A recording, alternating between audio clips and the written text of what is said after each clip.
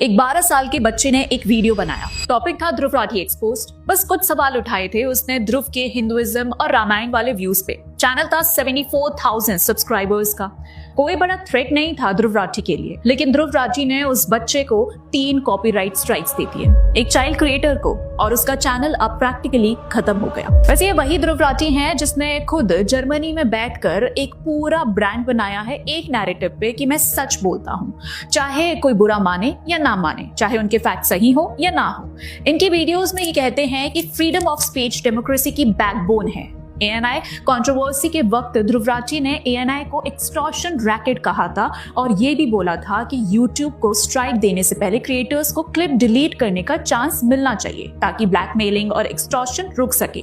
Irony देखिए, जो बंदा तब कॉपीराइट स्ट्राइक्स के मिसयूज के अगेंस्ट खड़ा था, आज जब बात खुद पर आई तो वही प्रिंसिपल बिल्कुल गायब हो गए। वैसे ध्रुव राठी ने कॉपीराइट भी इसीलिए नहीं दिया कि राठी का कंटेंट यूज हुआ था, बल्कि इसीलिए दिया कि उस बच्चे का चैनल ही खत्म हो जाए। 3 स्ट्राइक्स देना कोई कोइंसिडेंस नहीं होता, ये एक कैलकुलेटेड मूव होता है चैनल बंद करवाने का। सच ये है कि राठी उससे कंटेंट लेवल पर लड़ नहीं पा रहा था। राठी के पास ना उसके आर्ग्यूमेंट्स का सॉलिड जवाब है, ना ही इतना कॉन्फिडेंस कि राठी जी ओपन डिबेट कर सके, और वो इसीलिए डिबेट अवॉइड नहीं कर रहा क्योंकि वो इंगेज नहीं करना चाहता, बल्कि इसीलिए क्योंकि राठी के पास काउंटर आर्ग्यूमेंट्स ही नहीं है। जब लॉजिकल रिस्पॉन्स देना पॉसिबल नहीं होता तो डिबेट को ही शिफ्ट कर दिया जाता है, और वही इन्होंने किया है स्ट्राइक्स का यूज करके। ये फेयर फाइट नहीं है, ये सिर्फ पावर का मिसयूज है। और सबसे बड़ी आयरनी ये है कि डेमोक्रेसी में फ्रीडम ऑफ एक्सप्रेशन की बात करने वाले आप खुद ही उसे सप्रेस करने लगते हो जब सवाल आप पर आता है।